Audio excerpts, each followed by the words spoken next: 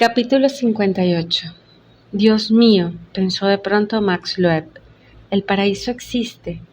Un criado de túnica y turbante blancos, con el escudo del hotel sobre el pecho, acababa de entrar en su habitación. En una bandeja de plata le llevaba un whisky doble, una botella de soda y una copa llena de anacardos. El americano no había podido resistir la necesidad de recargar sus baterías. El baño de clorofila del jardín tropical no había bastado. Se había refugiado en una suite con aire acondicionado del Grand Hotel, el mejor de Calcuta. Un Niágara de espuma perfumada crepitaba ya en la bañera de su cuarto de baño de mármol. La pesadilla de la ciudad de la alegría formaba parte de otro planeta. Puso un billete de 10 rupias en la mano del criado. En el momento de salir, dio media vuelta. Era un hombrecillo arrugadísimo, con una barba gris en collar. ¿Te gustaría una chica, Sahib? Una chica guapa, muy joven. Max, sorprendido, posó su vaso de whisky. Muy guapa y cariñosa, precisó el criado, con un guiño cómplice. El norteamericano dio un nuevo trago de alcohol. A no ser que prefieras 2 chicas a la vez, insistió el indio. Chicas pero que muy hábiles. Todo el Kama Sutra, Sahib. Max pensó en las esculturas eróticas de los templos de Khajuraho que había admirado en fotografías de un álbum. Recordó también las palabras de su prometida en aquella última cena. Las indias no tienen rival como amantes, había dicho Silvia. El indio se envalentonó, conocía bien a su clientela. Apenas llegan a Asia, europeos y americanos se convierten en demonios. Ninguna tentación les parece lo bastante apetitosa. Tal vez preferirías a un chico, Sahib, un chico joven, muy guapo, dócil y... El criado hizo un gesto obsceno que completó con un nuevo guiño. Max estaba mordiendo un anacardo. Su silencio no desalentaba al criado. Siempre con el mismo aire de complicidad, esta vez propuso 2 chicos, y al cabo de unos instantes 2 chicos y 2 chicas a la vez, luego un eunuco, y por fin un travesti. Very clean, Sahib, very safe, muy limpio y sin ningún peligro. Max imaginaba la cara que iba a poner Lambert cuando le contase la escena. Se levantó para ir a cerrar los grifos de la bañera. Al volver, el criado seguía allí. Su catálogo de placeres aún no se había agotado. Ya que el sexo no te tienta, ¿te gustaría tal vez fumar un poco de hierba?, sugirió. Puedo proporcionarte la mejor del país, traída directamente del Bután. Ya lanzado por este camino, añadió, a menos que prefieras una buena pipa de verdad. Un fulgor brilló en sus ojos húmedos. Nuestro opio viene de China, Sahib. Sin desanimarme por el poco entusiasmo que suscitaba su tentadora mercancía, el indio se atrevió entonces a proponer una buena dosis de polvo blanco, así como algunas otras cocciones como el bhang, el hachís local. Pero estaba claro que el honorable extranjero no era aficionado a aquellas cosas. Para no irse de la habitación con las manos vacías, el hombre del turbante sugirió finalmente lo más trivial de las operaciones que los turistas oían como una letanía en los países del tercer mundo. ¿Quieres cambiar tus billetes verdes, Sahib? Para ti te haré un cambio especial. 11 rupias por $1. Max vació de un trago lo que quedaba en su vaso. Prefiero que me traigas otro whisky doble, ordenó, levantándose. El criado le miró con un aire triste y compasivo. No sabes apreciar las cosas verdaderamente buenas, Sahib. Desde luego, Max sabía apreciar las cosas verdaderamente buenas, sobre todo después de semanas de penitencia en la cloaca de la ciudad de la alegría. Después de su segundo whisky doble, rogó al criado del turbante que le enviara a una de esas princesas del Kama Sutra que le había propuesto. Esta primera experiencia con una de las descendientes de las prostitutas sagradas de antaño inspiraron a los escultores de los templos, no se desarrolló tal como él esperaba. Conducida hasta su puerta por el propietario del cabaret al que había sido vendida, la muchacha, muy menuda y exageradamente maquillada, tenía un aire tan aterrado que Max no se atrevió siquiera a acariciar sus largos y aceitosos cabellos negros. Entonces decidió ofrecerle una fiesta. Llamó al servicio de la planta. y se hizo traer todo un surtido de cremas heladas, dulces, pasteles. Las pestañas de la joven prostituta empezaron a agitarse como las alas de la libélula en torno a una lámpara. Nunca había visto tantas maravillas. Era evidente, aquel cliente era Lord Shiva en persona. Nos atracamos de dulces hasta reventar, contará Max a Lambert, igual que dos criaturas que se empeñan en creer en Papá Noel. Varias noches después, su taxi cruzó un gran portal custodiado por 2 centinelas armados y tomó una alameda que rodeaba matas de jazmines que perfumaban la noche con su penetrante aroma tropical. «Estoy soñando», se dijo de pronto, al ver al fondo de la alameda 2 columnas de una vasta mansión georgiana. A cada lado de los peldaños de la escalera y siguiendo en la línea del tejado en terraza, ardía una guirnalda de lámparas de aceite. «Es Tara», pensó maravillado, «la Tara de lo que el viento se llevó en una noche de fiesta». En efecto, la suntuosa construcción parecía salir de un sueño. Construida a comienzos del siglo pasado por un magnate británico de la industria del yute, era una de las residencias que valieron a Calcuta su sobrenombre de la ciudad de los palacios. Sitiada por todas partes por la marea de los barrios superpoblados y de las aglomeraciones de chabolas, ahora no era más que un anacronismo. Pero aquel vestigio de una época desaparecida conservaba aún un indudable esplendor, empezando por la señora del lugar, la escultural y deliciosa Manubhai Chatterjee, una viuda de 35 años, gran aficionada a la pintura moderna, a la música india y a la equitación. Fina y esbelta, como una mujer del pueblo, la mayoría de las indias engordan cuando son ricas, perdiendo a menudo toda gracia y belleza natural. Manubhai se ocupaba de diversas organizaciones culturales y de obras de caridad. En su calidad de presidenta de las Amistades Indoamericanas, daba el party de aquella noche. Los Estados Unidos iba a celebrar al día siguiente el 190 aniversario de su declaración de independencia.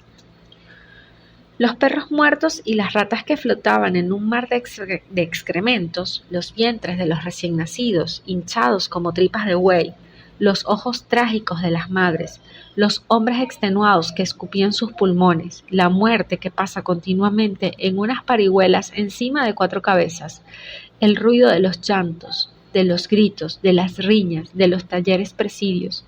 ¿Era posible que aquella pesadilla existiese a pocos minutos de taxis de aquel oasis?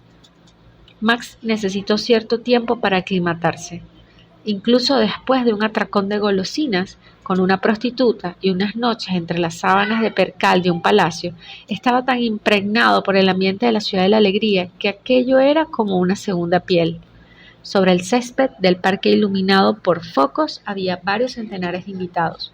Allí se había dado cita todo el mundo de los negocios de Dalhousie Square, de la industria del import-export, gordos marwaris con curtas bordadas y sus esposas no menos obesas con sus suntuosos saris con incrustaciones de oro.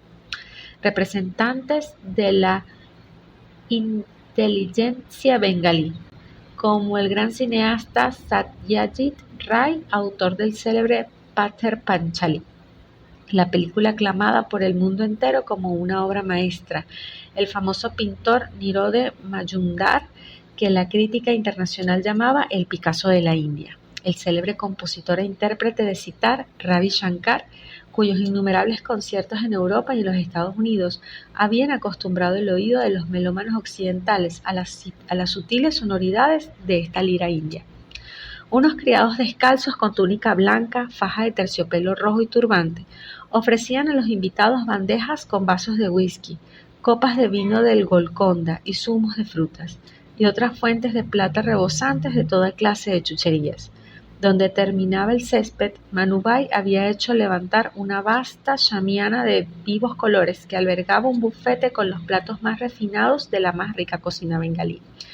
A la izquierda de la tienda, unos músicos de abirragadas vestiduras tocaban melodías de las operetas de Gilbert y Sullivan y tonadas de swing americano. Todo era deliciosamente retro, contará Max. Yo esperaba ver llegar de un momento a otro al virrey y a la virreina de la India en un Rolls Royce blanco escoltado por lanceros bengalíes. Envuelta en un sari de colores alusivos, azul y rojo con una lluvia de estrellitas doradas, Manubai iba de un grupo a otro. Como los 200 o 300 invitados restantes, Max estaba deslumbrado por la gracia y la belleza de aquella india que recibía como una soberana. Sin embargo, el suyo había sido un camino durísimo antes de llegar a crear esta ilusión.